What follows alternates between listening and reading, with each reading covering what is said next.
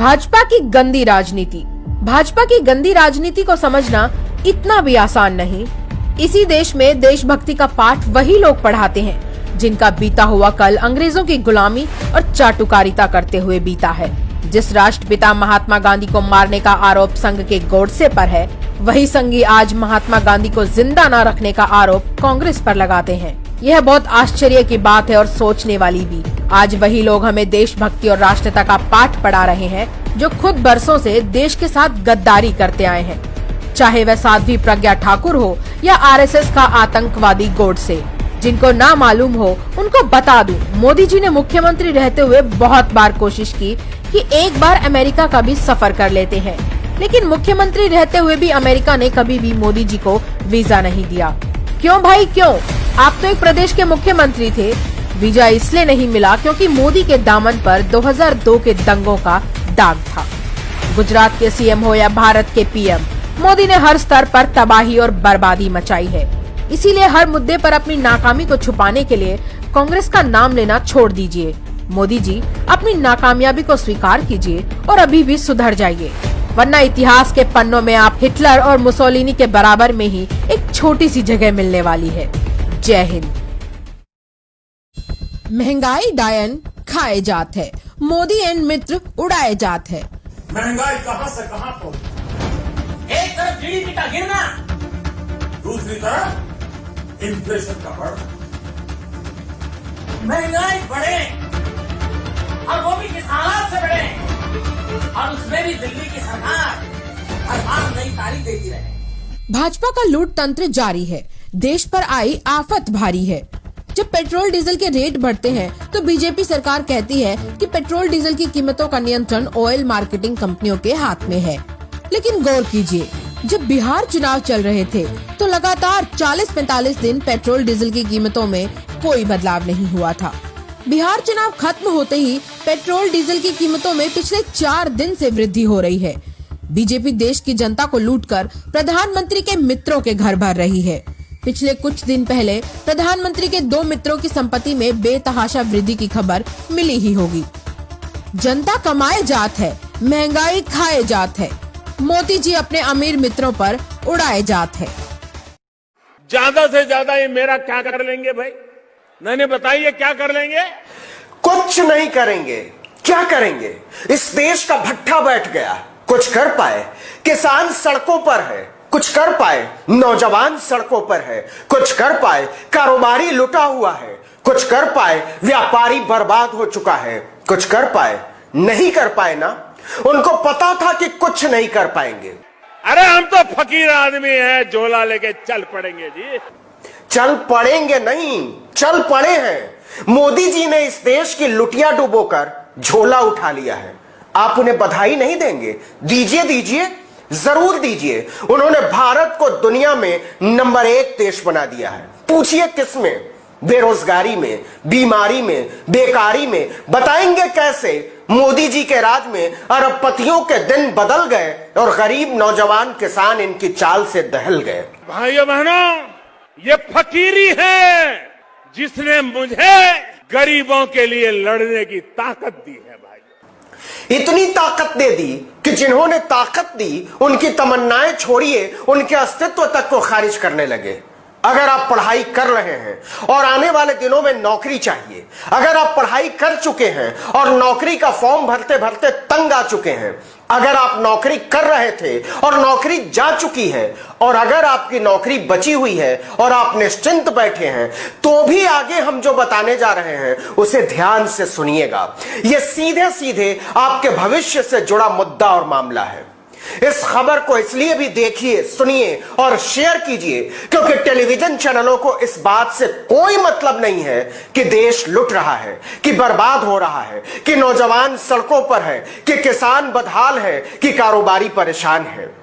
जब टीवी वाले आपको सुशांत, रिया, चीन, राम मंदिर और पाकिस्तान पर मगन होना सिखा रहे थे, तो centre for monitoring Indian economy के शोधकर्ता, रिसर्चर इस देश की वास्तविक स्थिति का पता लगा रहे थे। आप इसके आंकड़े को सुन लेंगे तो आपके पैरों तले की जमीन खिसक जाएगी कि नरेंद्र मोदी ने इस देश का क्या हाल कर दिया है। जरा ध्यान से सुनिएगा। मोदी जी के मुरीद हैं तब भी सुन लीजिएगा, क्योंकि सवाल रोटी रोजगार का है, आपका, आपके बाल बच्चों के भविष्य का है। सीएमआई की रिपोर्ट कहती है कि लॉकडाउन के कारण इस देश में 66 लाख लोगों को अपनी नौकरी से हाथ धोना पड़ा है। जी हां, आपने ठीक सुना, 66 लाख से ज्यादा। और यह कोई रेहड़ी पटरी ठेला खोमचा लगाने वाले, पटरी पर बैठने वाले नहीं थे कि आप लात मारकर भगा देंगे और आंकड़ों से गायब कर देंगे। मोदी जी के रामराज में जिन 66 लाख लोगों की नौकरियां गई हैं, उनमें कंप्यूटर इंजीनियर हैं, डॉक्टर हैं, शिक्षक हैं, प्रोफेसर हैं, अकाउंटेंट हैं, बैंकर हैं, इंश्योरेंस एक्सपर्ट हैं, रिसर्चर हैं, कारखानों में काम करने वाले मुलाजिम हैं। ये सारे के सारे लोग शानदार पेशेवर हैं, जिन्हें अंग्रेजी में व्हाइट कॉलर जॉब कहते हैं।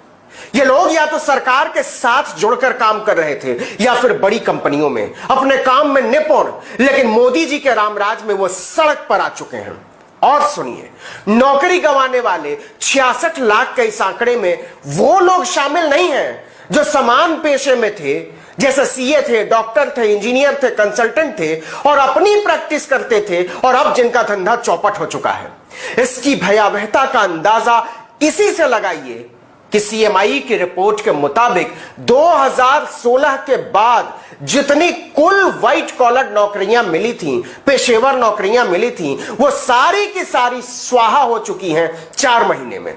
सीएमआई का यह आंकड़ा कहता है कि जनवरी से अप्रैल 2016 के बीच 1.25 करोड़ पेशेवर नौकरी में लगे थे, व्हाइट कॉलर जॉब में। एक साल पहले मई से अगस्त 2019 के बीच व्हाइट कॉलर नौकरियों में 1 करोड़ 88 लाख लोग लगे थे। सितंबर से दिसंबर 2019 तक कमोबेश यही स्थिति थी, 1 करोड़ 87 लाख। लेकिन जनवरी से अप्रैल 2020 के बीच इसमें लॉकडाउन का असर आ चुका था। इस अवधि में नौकरियों की संख्या गिरकर 1 करोड़ 81 लाख रह गई थी। 7 लाख लोग बेरोजगार हो चुके थे। लेकिन मई से अगस्त के महीने में यह संख्या केवल 1 करोड़ 22 लाख रह गई। 66 लाख डॉक्टरों, इंजीनियरों, सीए, शिक्षकों, प्रोफेसरों की नौकरी एक झटके में चली गई। यह संख्या 2016 के बाद सबसे कम है। मतलब 4 साल में जितनी नौकरियां मिली थीं, वो सब 4 महीने में खत्म हो गई। इसका मतलब क्या हुआ? इसका मतलब यह हुआ कि लॉकडाउन में हर तीसरा आदमी बेरोजगार हो चुका है और टीवी पर यह खबर सिरे से गायब है। 50 लाख तो अकेले औद्योगिक क्षेत्र में काम करने वाले बेरोजगार हुए हैं। सालाना समझते हैं तो इसे ऐसे समझिए कि उद्योग धंधों में 100 में से 26 आदमी की नौकरी जा चुकी है। इनमें भी सबसे ज्यादा सूक्ष्म, मझोले और मध्यम स्तर के उद्योग। इसका मतलब यह हुआ कि प्रोडक्शन चौपट है।